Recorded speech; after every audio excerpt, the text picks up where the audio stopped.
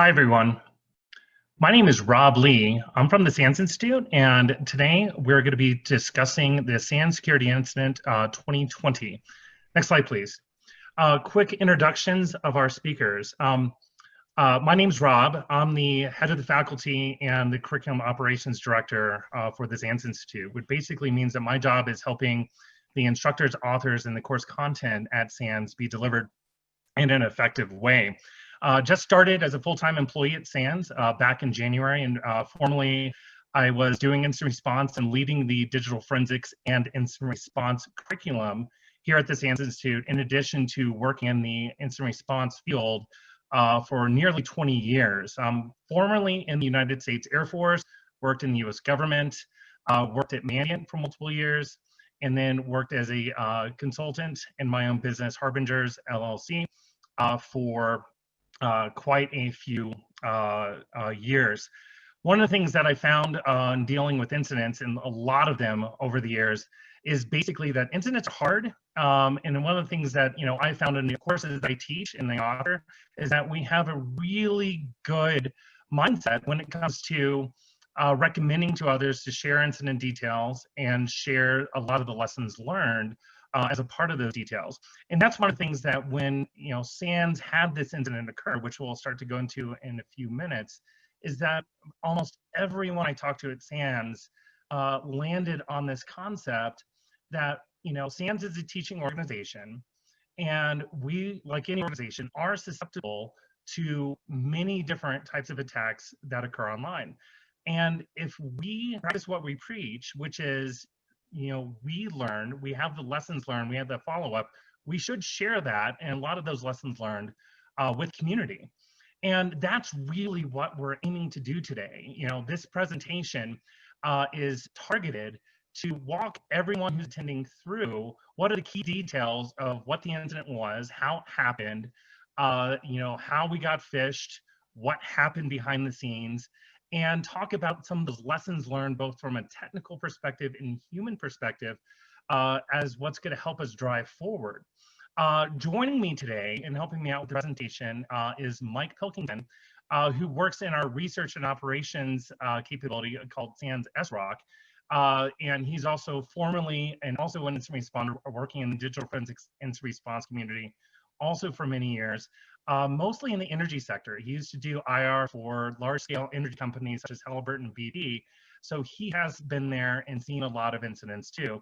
And then finally joining me is Lance Spitzner, also, without a doubt, one of the foremost experts on security awareness and the human side to helping build correct security awareness programs across the board. And in sitting down with Mike and Lance, we're really trying to drive this theme that this incident is, while it happened, and while we sit there and cannot ignore the facts that, we're really regrettable about the details of the incident, we do want to, go back on what we actually preach in our classrooms, which is we want to share, we want to learn, and we want to have a massive amount of follow-up that is going to occur in the community is about this discussion of what happened to us and how we could share that with other organizations. So you could also take a look at it and see how would we have prevented this ourselves. So next slide.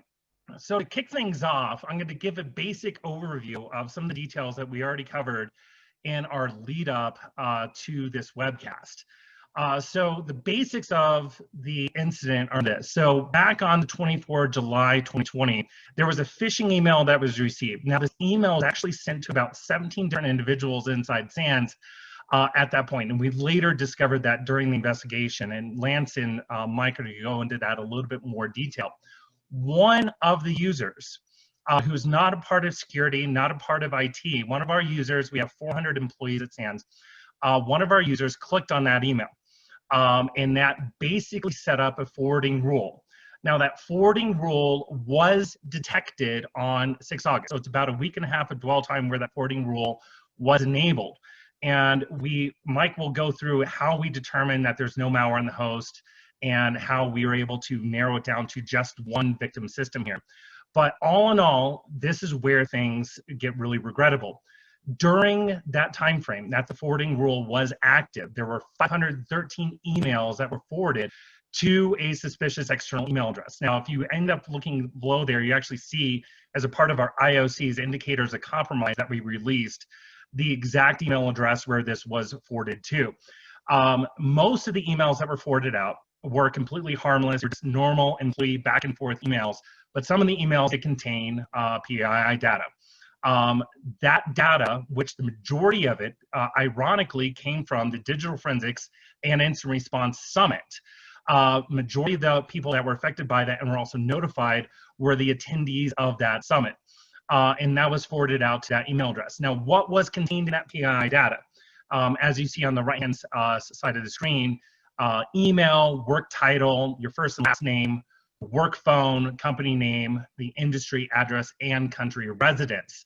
You know, we actually had some folks come back and say, well, that doesn't constitute real PII. It's like soft PII. Honestly, it doesn't matter to us. We lost customer and registration information. And regardless of the form that it came in, we've felt the strong need that we have to do proper notifications and basically say this event happened. It's extremely regrettable, and we had a lot of lessons learned as a part of this. So I'm going to flip it over to Mike Pilkington, who's going to lead us through what the investigation looked like from the site. And Mike helped lead the investigation. Thanks, Rob. I appreciate that. I am looking forward to talking to you about what we discovered and how we discovered it. I actually want to start by saying too that this was absolutely a team effort. I played a role in it, but we had pretty much an all hands on deck mentality to this. As soon as it was discovered as a fairly significant issue, we had at least probably a dozen IT people, both in security and IT general, just kind of tearing apart logs, eventually tearing apart the workstation from a forensic standpoint, and really just a lot of people put a lot of hours into determining what happened here. So I was one of those, but happy to share with you some of our findings. I want to talk about first, how did this come on our radar? What happened to trigger the investigation? And it really boiled down to, fortunately, some proactive measures we did. So this is, there are some wins, but there are some losses in this story. But one win is that we did take some active steps to look for unusual configurations, to look specifically at O365 rules, forwarding rules. And one definitely bubbled up pretty quickly and significantly to us during this review. We're looking at a snippet of the output from a PowerShell script that's run against the Office 365 environment, and at the top with a command we did anonymize the mailbox that this came from. But during the review, this particular rule for this user did show up and showed some pretty concerning characteristics. It's basically, as you can see in the top kind of blue highlighted section, that it's looking for keywords related to banking, financial type activities, wiring info, SWIFT related to international wiring, and other keywords. And any of those keywords that are found in the subject or the body are going to be forwarded onto the email address at the bottom, which was probably pretty clearly not an email address we would expect to find. And so all of this together really raised the alarms and kind of set off the incident response process. The initial part of the investigation was almost solely a 365 log review. And so, that's what initially triggered the investigation. And then digging deeper, we did find quite a few things that were really helpful to kind of validate and track down exactly what occurred. At the top, well, actually thinking about what you saw on the previous slide, there was the rule, and there was a rule that the name was, I believe, anti-spam or something like that. But basically, the rule name was determined, and we found kind of a timeline of when that was. And so we started obviously looking at what else happened within O365 for this user at that time. And this was on July 24th. And right around that time was an unusual Office 365 app. It was one that no other user in our organization had. It's called Enable for Excel. And immediately became suspicious and a potential culprit here. One of the really cool things, oh, I'm going to go back actually just a bit. One of the really cool things that did come out of these logs that helped us a lot was, obviously the time. So once we have a time frame, we can start to dig deeper into the host and figure out, what was going on around that time frame. But also, if you look on the right, kind of middle right, you see the details and the device info. So I'll just point out that the Auth365 logs were really helpful in that regard. It's definitely possible that the user could have multiple systems, maybe even multiple devices, whether it's a phone or a workstation. But this really pinpointed to us that we needed to start with the Windows 10 host, and the Chrome details there were actually accurate as well. So we even kind of knew which browser to focus on, and so that speeded things up a bit. And then finally, at the bottom actually was from a different set of logs. It's really an audit log query that was done in Office 365, but it was related to the Enable for Excel. It highlighted a URL that was clearly pretty suspicious looking, and it's tied directly to that Enable for Excel. So this gave us another starting point into the investigation of the workstation.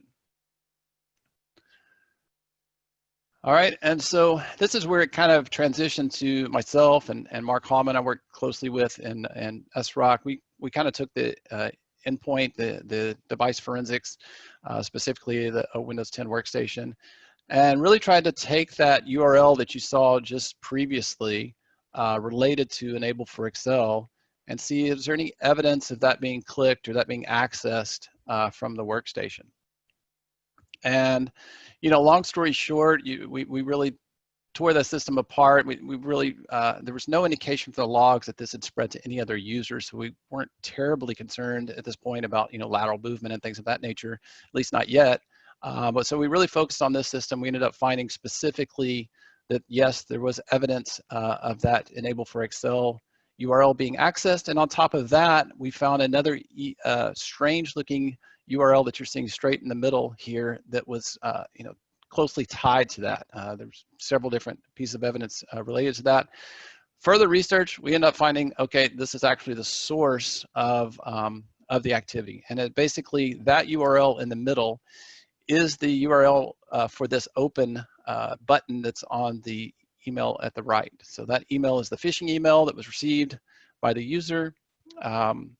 With all of our analysis, we ended up finding 17 users received that email address, or sorry, received that phishing email in basically the exact same format. Very enticing, link there for accessing copy of July bonuses for the current date. That was the date that it was sent, and basically says, open this to authorize access or get access to it.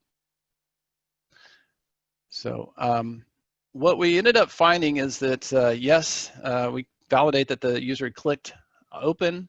And once they did, subsequently, there were several different interactions, but mostly at that point with the URL that came from Enable for Excel.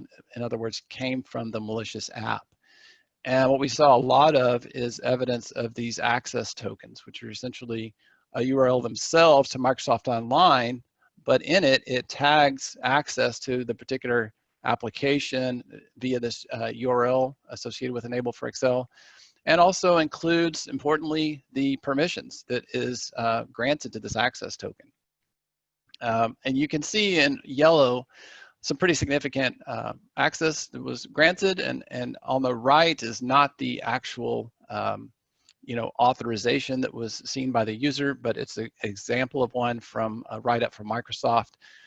We'll talk a little bit more about this technique and some of the literature out there about it, but basically, for the most part, those almost kind of correlate one for one about the app, the permissions being requested by the app, and then what you can actually see from the URL, from the analysis of the browser activity.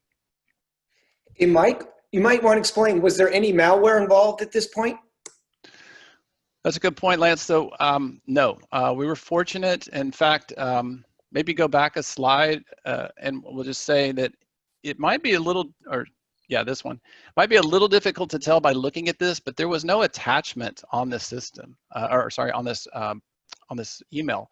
That is just a, a little graphic in the middle saying that if you want to access this copy of the July bonus Excel file, you need to open this link and essentially grant access.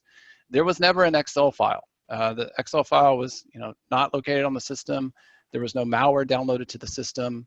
It was specifically employed to get access to the user's mailbox, and it worked in this case, unfortunately. So what is this attack? Further research, we found that it's becoming fairly common basically this year. There was some write-ups really at the end of last year, December, and going into this year. In fact, there was a big write-up. The first link that's in the references there is one from Microsoft that came out last month. That this is becoming more common, and obviously, the challenges of working from home and things of that nature have probably made it more appealing type of attack for the attackers. But what they are terming this as a consent phishing attack. So there is no malware involved. It is literally just requesting access into the O365 account, and if the user's not paying close enough attention, then they can grant that access, and the attackers have access to the server side, but not to the client side. We did a lot of investigation on that workstation, and no indications that malware was installed on it, but they had indeed clicked the phishing link and also authorized the access to this malicious app. The last point there, that we put in a couple references, or 3 references there, all of which we found pretty interesting and useful, and really basically described our incident to a T. But the last point there is, one of the reasons that attackers are using this, and that it can be quite effective, is because it really defeats multi-factor authentication. It doesn't matter how the user authenticates. They could use 5 different factors, but once they're authenticated, they can grant access to the malicious app, if the account is able to do so. And that is definitely a lesson learned for us, is that we need to really track that more closely and lock that down. But unfortunately, we let this one get by. The end user was able to authenticate it. The other thing to point out, and this goes to Lance's question about, did we find malware? Was there any indications of malware, even files on the disk? There was not, which meant there was really nothing for antivirus to detect. Okay, so we didn't get AV alerts, and really is not something that AV would be able to detect that I'm aware of. So kind of just to sum up, what we did discover is that, yeah, this is kind of a newer attack surface, and makes a lot of sense to get around, things like AV and multi-factor, so it is a somewhat sophisticated attack, but it was not a targeted attack. We were confident of that because of a couple of factors. One being that, we really looked at all the employees who received this email, and they were from all different parts of the business, even though that clearly the rule that was enabled by that Office 365 add-on was related to finance. The user that clicked it was not in finance, fortunately, and many of the users that received it were not in finance. There also, basically was no other indication of unusual behavior. It did seem more kind of an opportunistic, like basically it logged in, just long enough or authorized long enough to create the rule, but there was no actual logins from anywhere that were unexplained, or other activity related to this account that was unexplained. Again, just kind of really emphasizing that this was more of an opportunistic attack. And finally, we felt this way doing the analysis, but as we've done the disclosure and talked to a number of people, I personally have talked to a couple of people who have shown and discussed almost the exact same phishing attack that they had received, and actually in one case even exactly the same phishing campaign. So it was opportunistic, basically a financial play. We were fortunate in that sense, so this could have been targeted, and certainly other organizations might face similar attacks in a more targeted nature, but nothing in our case indicated that it would be. Last thing for me to talk about is just, we've already released all of these indicators, but we want to put in the slide deck here as well. But these are kind of some of the key things that we observed from both the phishing email itself as well as the malicious app. Probably the only thing that I haven't really even mentioned, I think we've looked at all of this just about, but number 4 is the phishing email headers return path. And I can tell you that in talking with some other people and looking at some of the phishing emails they received, they actually had almost an identical return path in the phishing email headers that they had. So that was kind of an interesting one to correlate, like down to HostWin's VM and almost not the exact same server, but very, very close.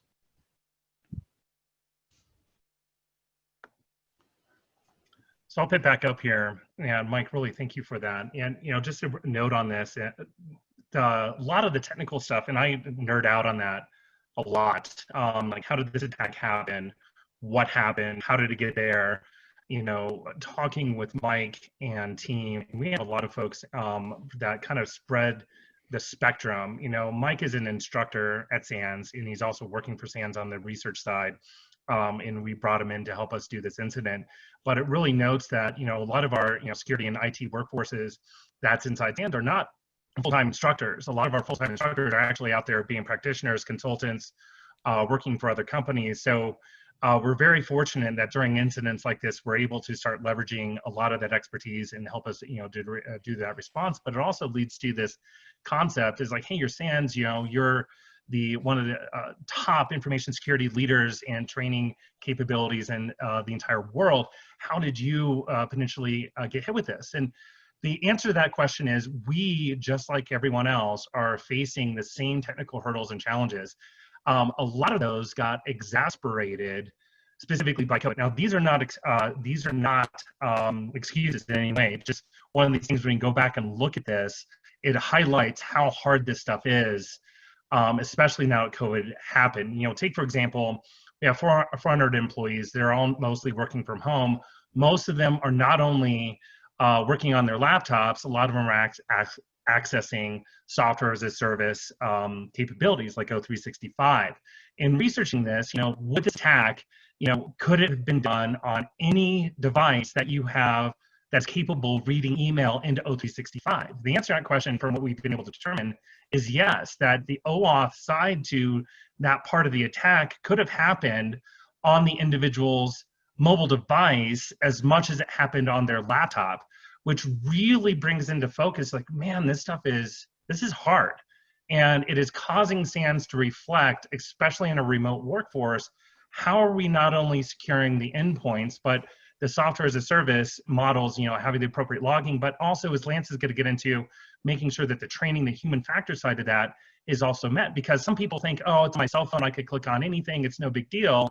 Well, that's not true. We have to look at every potential one of these access points that are accessing these SaaS applications online as a potential entry point. All it takes is one, and that's one of the biggest lessons learned here, is that all it takes is one person to click on the link. Even though there are 17 individuals we know that received that email during our investigation, we still found all it takes was one to have that forwarding rule established. Now, as we also noted here, there was no malware when investigating the endpoints. We had a lot of that stuff down, but then it still is one of those very self-reflective look in the mirror moments in which we look back and say, we're not doing enough. We need to do better at this. We need to learn from this experience and double down on how we're protecting our remote workforce even more than we have before. Everyone who's listening to this call right now is like saying, yeah, that could be us. And it is us in this case. That is what we're looking at here. And talking to the other instructors across all SANS faculty, the lesson learned is trying to integrate that. Now, do you close down all of your SaaS applications? Do you tell everyone, we're gonna lock everyone down? And there's really that availability, security balance that every organization is trying to adhere to. And as a result of that, while we dump a lot of money into this cost of securing our infrastructure and applications, it still shows us that all it takes is a one little thing to occur, and we're dealing with a 28,000 PI data loss. And it's one of those self-reflective moments that in here that we have to go back and do another self-assessment on how much we need to lock that down versus make it available. Do we allow for personal devices? You know, in the time of COVID, everyone's working from home across multiple devices on their personal laptops, personal phones. What's the right balance that we need to strike there? And, you know, we're going to be reflecting on that a lot in order to prevent these in the future. The final thing is also as a self-reflective, like, you know, the SaaS providers, you know, everything's sitting in the cloud. This is the thing we preach in our classes, and we really are trying to strike the right balance as to what can be done and what is now available. The thing about cloud, and I talked to Frank Kim, who heads up our cloud curriculum, and a lot of folks out there and do response for the cloud. Cloud isn't something that once you deploy it, it is the same thing from where you started to where it's going to be later, meaning that things that you may think be enabled for logging, capabilities, security detections are consistently changing. And it's one of those things that every organization has to go through and say, do I have the adequate logging? It almost feels like your cell phone plan. You almost need to constantly go into your cell phone plan to make sure, do I have the best deal? And if not, you know, we need to go back and reflect it. Sometimes the vendors do not even notify you on some of the new capabilities that are available. So, you know, depending on how many applications you have out there, that's something SANS struggles with as well, is how do we mitigate all of that? Now, our quick lessons learned on this, you know, as we mentioned before, is it ties into, in addition to the technical side to this, we do need to focus in on the human side, because as much as we like to talk about, hey, we can protect everything, no one needs to worry about it, you're sitting under the shield and you don't have to worry about any bad things happening, that's not exactly the case. So we invited Lance to talk about the human side of the security umbrella here as well. So Lance. All right. Hey, thanks, Rob. Hey, folks, my name is Lance Spitzner. I am a director at SANS Security Awareness, and I'll be sharing some of the strategic lessons, but from a human perspective. All right. First, security awareness is nothing more than another control to help manage risk, specifically your human risk. So you want to be sure it is aligned with and an extension of your technical controls. My concern is sometimes I see in organizations where the security awareness is siloed and operates separately from the security team. You want to make sure both are very much integrated and working together at a strategic level. Now, a second one, a big part of security awareness is training our workforce how to behave securely and interact with technology. We manage risk by ensuring people exhibit secure behaviors. But you also may want to partner with your security team. Security teams tend to be very technical. Workforces tend to be very non-technical.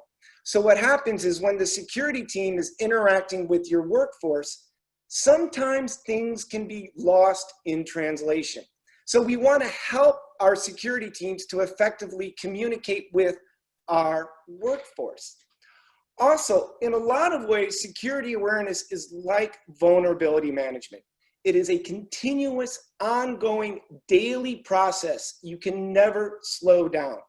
Really, the only difference is you're not securing the Linux or the Windows operating system. You're securing the human operating system. So that is a continuous, ongoing process. But a couple of tactical or operational takeaways I'd like to share with you very briefly also. First, we can't teach people every single attack possible. There are simply too many ways for bad guys to target people, and to be honest, the bad guys are always changing and updating them.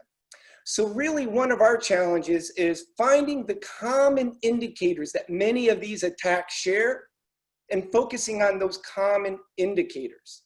So for example, when it comes to phishing, focus on indicators like tremendous sense of urgency, curiosity, or pressure for people to bypass or ignore your policies and procedures. Those are big indicators. So for a specific attack like this, I would not recommend running out and teaching the people details or the specifics of this specific attack. Instead, focus on what are some of the common indicators. So in this case, it's not only the actual phishing email itself, but the idea once they click, they get all these pop-up messages about enabling or accepting all these permissions. teach your people if something like that happens, that is a big indicator that something bad has happened and is most likely an attack. Quite often, one of the biggest challenges I run into in in security awareness is making security simple for our workforce. And that's really hard to do. Finally, what's really interesting is when it comes to having your security team communicate to your workforce, I want to share with you just one example.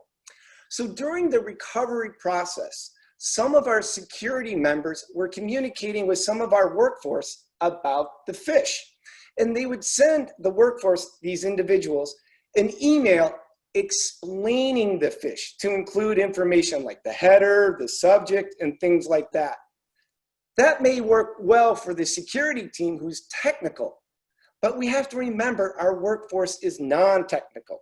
So instead of sending an email that explains the phish, remember most people are visual, include a screenshot of the phish so people can actually see what you're talking about.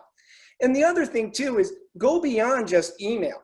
Use technologies like Slack or Microsoft Teams for a more personal, interactive, and responsive interaction with members when you need some specific information. That's about it, Rob, so I'll hand it back over to you. Thanks, Lance. So in conclusion here, and there's a couple things I want to hit upon if you get the next slide. Yeah. Please direct questions to info@sans.org. But in conclusion, when we talk about this, this is one of those situations that, again, as a part of SANS, extremely regrettable that we had PI data loss, and it did happen to us. But it also highlights the ability for what I truly believe when I look at SANS, which is gives us an opportunity to share about what we learn and practice what we preach. It's really trying to educate the community about how these events work.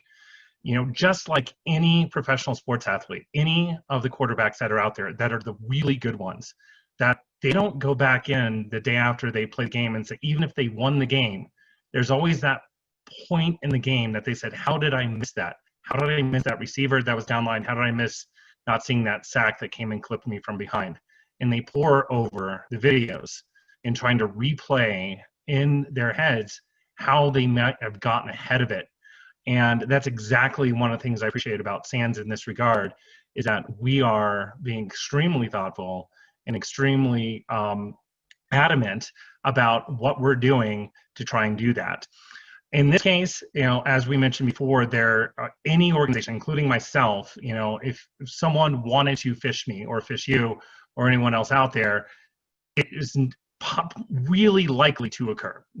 Someone is going to click on a link at some point, and we have to not only train our individuals to make sure that, hey, what is the data that you're attaching to emails? What is the data that's stored on your local devices? The indicators that Lance was talking about, saying something's not right here about this. Why is it asking me to change my permissions on it?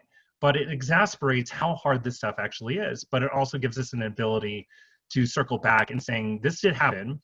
It's regrettable. And the lessons learned here is that we can improve and we are going to get better, not only on training the workforce, but also looking at all of our applications, endpoints, and capabilities inside SANS and doubling down on how to prevent these attacks. My name's Rob Lee, and on behalf of Mike Pilkington and Lance Spitzner, I thank you for attending this session. This will be posted to YouTube, so anyone could watch it a little bit later. So if you're trying to forward this on to anyone else, they would be able to see the webcast archive here very shortly. Thank you for attending, and see you at the next SANS training event.